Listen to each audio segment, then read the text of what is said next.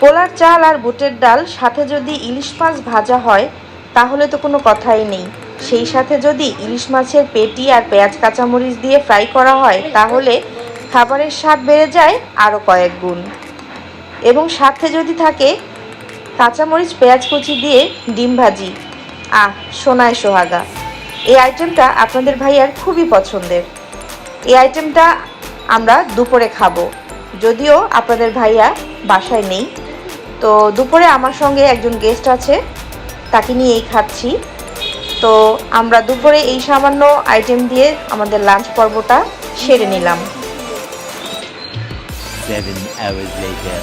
7 ঘন্টা পর আবারও ফিরে এলাম ডিনার আইটেম নিয়ে। এখানে দেখতে পাচ্ছেন কিছু একটা ম্যারিনেট করে রেখেছি। হ্যাঁ গাইস, এটা হচ্ছে লইট্টা মাছ। লইট্টা মাছের এরকম ফ্রাই আমার বাসার সবাই পছন্দ করে। আমার পুচকু, বেবি আকসা, আরশ, ওহি এবং আপনাদের ভাইয়া। এখানে প্রায় 1 কেজি পরিমাণ লইট্টা মাছ ম্যারিনেট করে রাখা। তো এটা দিয়ে হচ্ছে আজকে আমরা ডিনার আইটেমটা শেষ করব।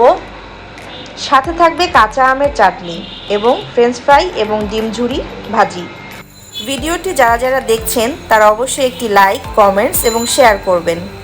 আর আমি একে একে আপনাদের ভাইয়ার, আমার ছেলে এবং ওহি, ওদের 3 জনের প্লেটকে সুন্দর করে সাজানোর চেষ্টা করছি।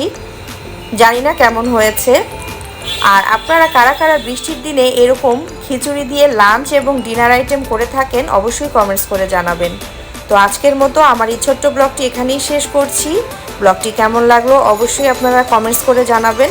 তো আজকের মতো আমি আমার সকল ভিউয়ার্সদের সুস্বাস্থ্য কামনা করে বিদায় নিচ্ছি। সবাই ভালো থাকবেন, সুস্থ থাকবেন।